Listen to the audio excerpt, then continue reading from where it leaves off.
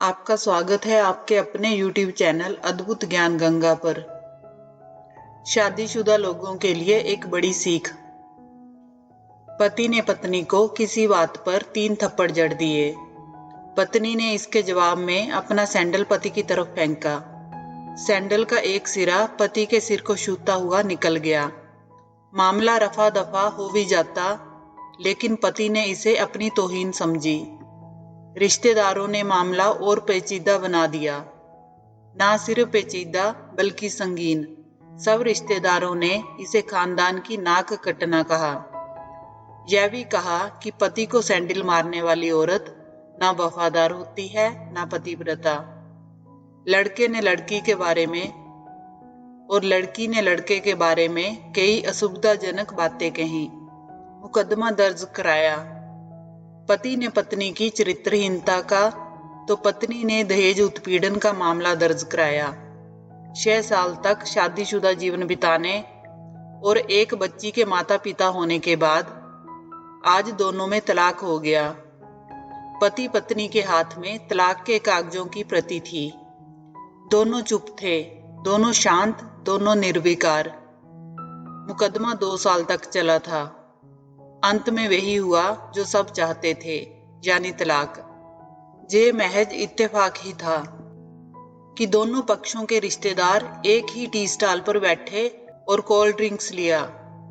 यह भी महज इत्तेफाक ही था कि तलाकशुदा पति पत्नी एक ही मेज के आमने सामने जा बैठे। लकड़ी की बेंच और वो दोनों। स्त्री ने कहा, कांग्रेचुलेशन, आप जो चाहते थे वही हुआ। पुरुष ने कहा, तुम्हें भी बधाई, तुमने भी तो तलाक देकर जीत हासिल की। स्त्री ने पूछा, तलाक क्या जीत का प्रतीक होता है? पुरुष ने कहा, तुम बताओ। पुरुष के पूछने पर स्त्री ने कोई जवाब नहीं दिया।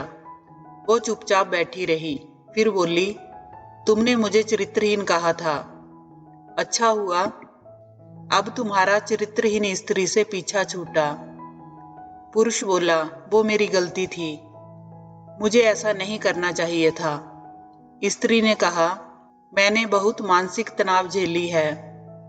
स्त्री की आवाज सपाट थी, ना दुख ना गुस्सा।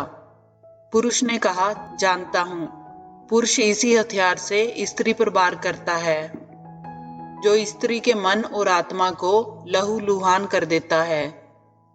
तुम बहुत उज्जवल हो, मुझे तुम्हारे बारे में ऐसी गंदी बात नहीं करनी चाहिए थी। मुझे इसका बेहद अफसोस है।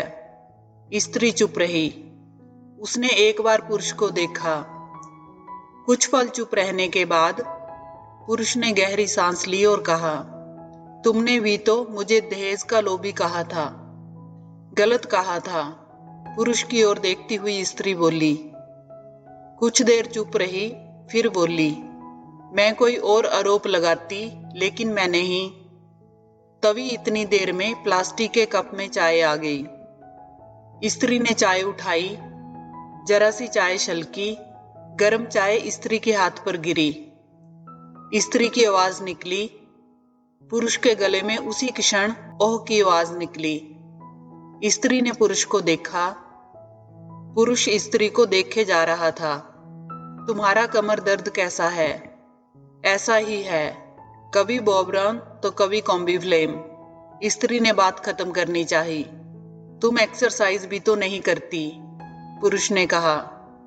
तो स्त्री फीकी हंसी हंस देती। तुम्हारे अस्थमा की क्या कंडीशन है? फिर अटैक तो नहीं पड़े? स्त्री ने पूछा। अस्थमा, डॉक्टर सूरी ने स्ट्रेन और मेंटल स्ट्रेस कम करने को कहा है, पुरुष ने जानकारी दी। स्त्री पुरुष को एकटक देखती रही, जैसे पुरुष के चेहरे पर छपे तनाव को पढ़ रही हो। इनहेलर तो लेते रहते हो ना? स्त्री ने पुरुष के चेहरे से नजरें हटाई और पूछा। हाँ, लेता रहता हूं। आज लाना याद नहीं रहा, पुरुष ने कहा। तभी आज तुम्हारी सांस उखड़ी उखड़ी सी है, स्त्री ने हमदर्द लहजे में कहा। हाँ, कुछ इस वजह से और कुछ, पुरुष कहते कहते रुक गया। कुछ तनाव के कारण, स्त्री ने बात पूरी की। पुरुष कुछ सोचता रहा, फिर बोला, तुम्हें 4 लाख रुपए देने हैं और 6,000 रुपए महीना भी। हाँ, फिर? स्त्री ने पूछा। वसुंधरा वाले फ्लैट की कीमत तो 20 लाख रुपए होगी। मुझे सिर्फ 4 लाख रुपए चाहिए, स्त्री ने स्पष्ट किया। बिटिया बड़ी होगी, 100 खर्च होते हैं, पुरुष ने कहा। वो तो तुम 6,000 रुपए महीना मुझे देते रहोगे, स्त्री बोली। हाँ, जरूर दूंगा। 4 लाख अगर तुम्हारे पास नहीं है तो मुझे मत देना, स्त्री ने कहा। उसके स्वर में पुराने संबंधों की गर्द थी। पुरुष उसका चेहरा देखता रहा। कितनी सहृदय और कितनी सुंदर लग रही थी सामने बैठी स्त्री, जो कभी उसकी पत्नी हुआ करती थी। स्त्री पुरुष को देख रही थी और सोच रही थी, कितना सरल स्वभाव का है ये पुरुष, जो कभी उसका पति हुआ करता था। कितना प्यार करता था उससे। एक बार हरिद्वार में जब वह गंगा में स्नान कर रही थी तो उसके हाथ से जंजीर छूट गई। फिर पागलों की तरह वह बचाने चला आया था उसे। खुद तैरना नहीं आता था लाट साहब को और मुझे बचाने की कोशिशें करता रहा था। कितना अच्छा है, मैं ही खोट निकालती रही।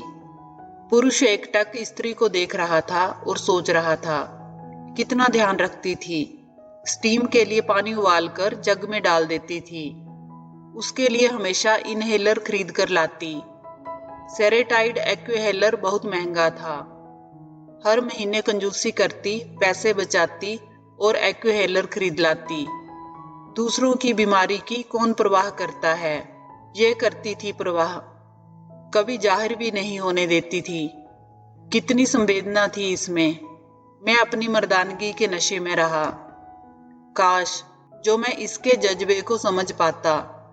दोनों चुप थे, बेहद चुप, दुनिया भर की आवाजों से मुक्त होकर खामोश। दोनों भीगी आंखों से एक दूसरे को देखते रहे। मुझे एक बात कहनी है, उसकी आवाज में झिझक थी। कहो, स्त्री ने सजल आंखों से उसे देखा। डरता हूं, पुरुष ने कहा। डरो मत, हो सकता है तुम्हारी बात मेरे मन की बात हो, स्त्री ने कहा। तुम बहुत याद आती रही, पुरुष बोला। तुम भी, स्त्री ने कहा। पुरुष ने कहा, मैं तुम्हें अब भी प्रेम करता हूं। स्त्री ने कहा, मैं भी। दोनों की आंखें कुछ ज्यादा ही सजल हो गई थी। दोनों की आवाज जज्बाती और चेहरे मासूम। पुरुष ने पूछा, क्या हम दोनों जीवन को नया मोड़ नहीं दे सकते? स्त्री ने कहा, कौन सा मोड़? हम फिर से साथ साथ रहने लगे, एक साथ, पति पत्नी बनकर, बहुत अच्छे दोस्त बनकर। स्त्री ने पूछा, ये पेपर? पुरुष ने कहा, फाड़ देते हैं। और उसने अपने हाथ से तलाक के कागजात फाड़ दिए। फिर स्त्री ने भी वही किया।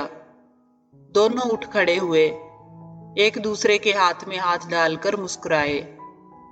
दोनों पक्षों के रिश्तेदार हैरान परेशान थे। दोनों पति पत्नी हाथ में हाथ डाले घर की तरफ चले गए।